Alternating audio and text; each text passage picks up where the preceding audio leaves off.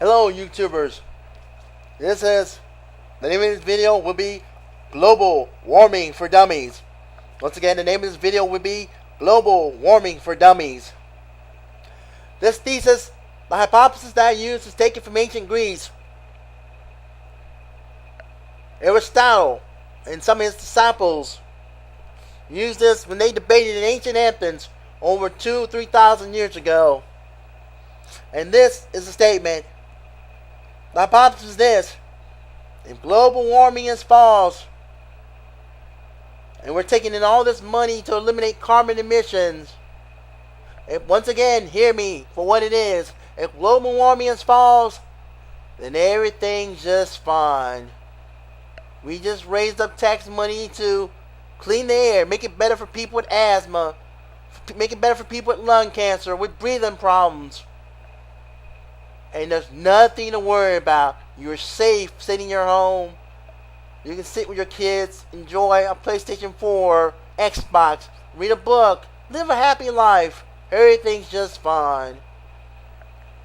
But if global warming is true, then these are the consequences. And once again, the GOP and Republicans, and myself, I am a Republican.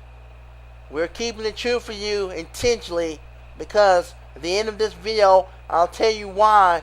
You will be amazed, but it comes from the voice of a man.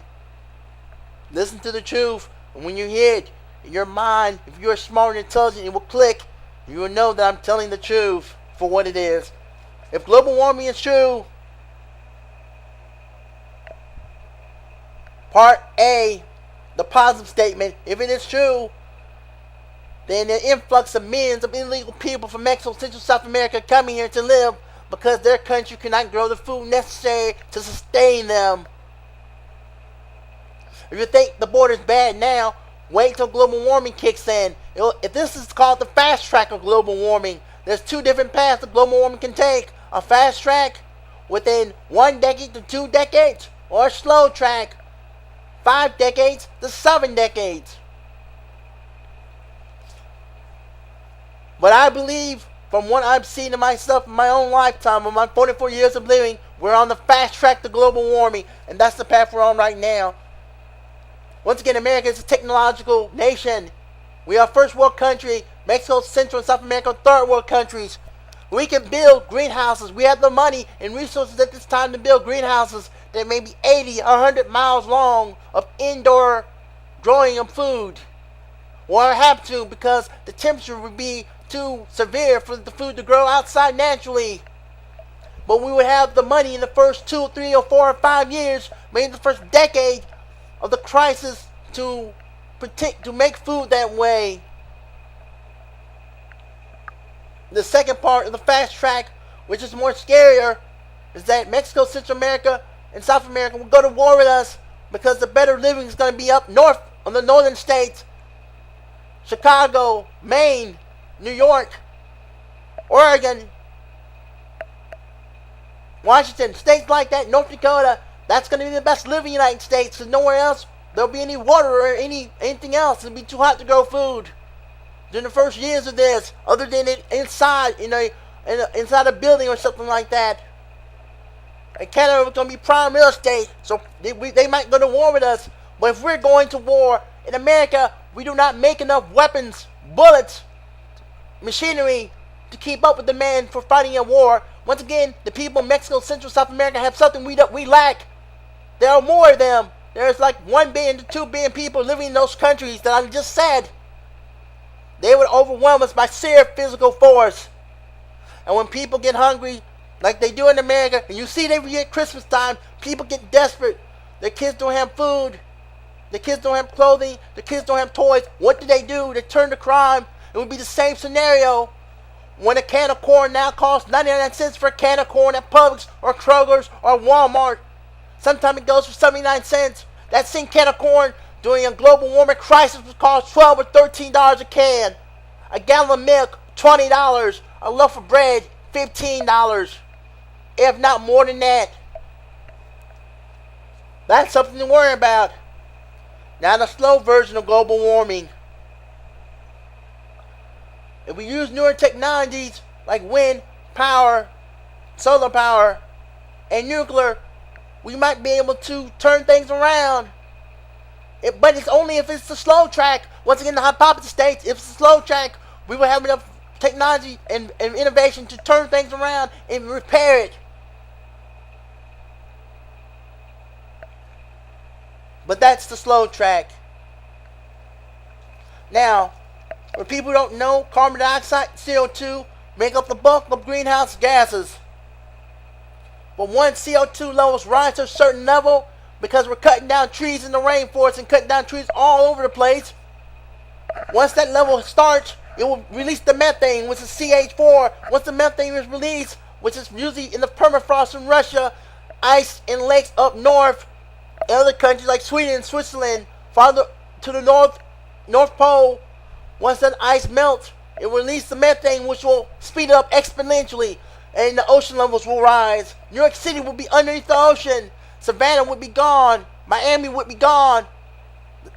Half the state of Florida would be gone in a period of just 5 to 10 years.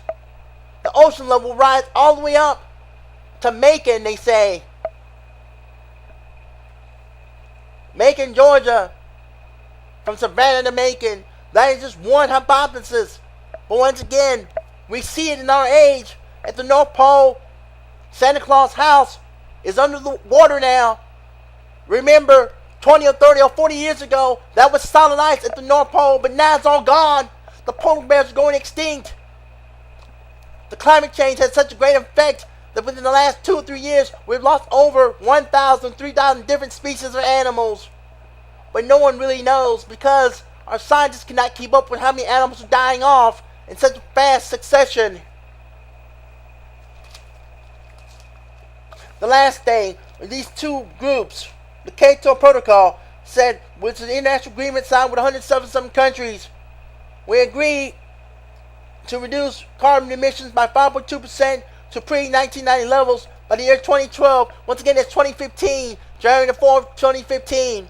But what about the other 250, 300 other countries?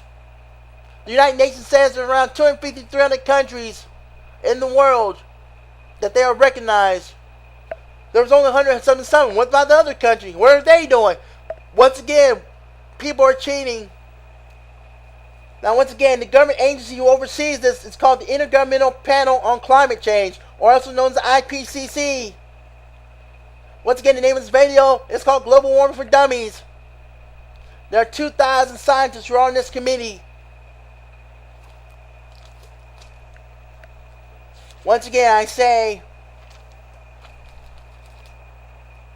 and once again, you have to understand the reason why the GOP and Republicans don't want you to know the truth about global warming is because when that happens and global warming starts, we will seize control.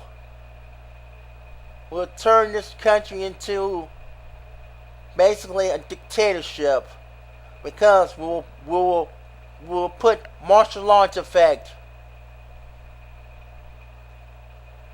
Martial law.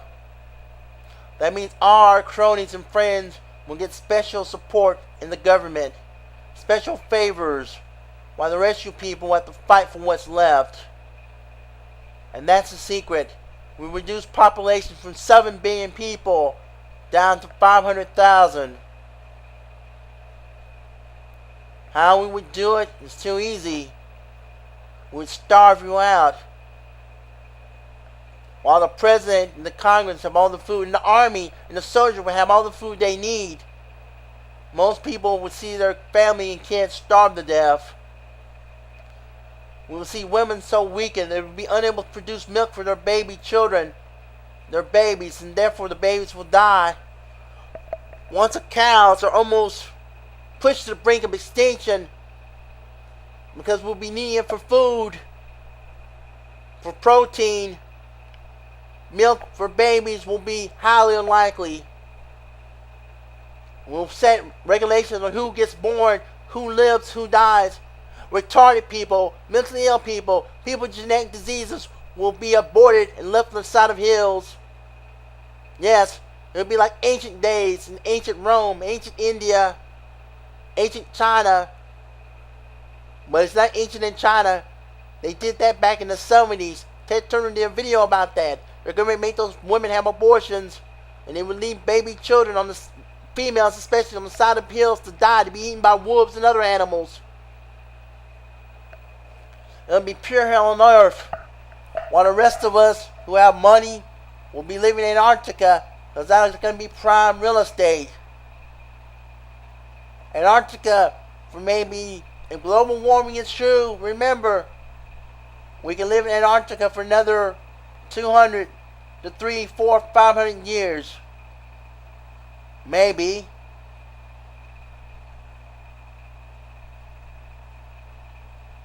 Maybe. Who knows? It's all hypothetical. Once again, but remember, if global warming falls, there's nothing to worry about. Everything's just fine. Get back on Facebook. Look at YouTube. Do what you want to do. But global warming is true. There'll be dire repercussions for you poor people and people uneducated. Because you're going to be the first people we do away with legally. And you're going to suffer. While the rest of us who have money and friends in the government won't. Remember, cronyism is the best type of friendship to have. What can you do for me as a friend? It's always been better than help me because I'm a human being. Has that gotten anyone anywhere? Remember, it's your choice. Live life for how you want to do it. But remember, when that day of reckoning comes, for all actions, whether good or bad, there's always a price to pay. Good luck, good day, goodbye.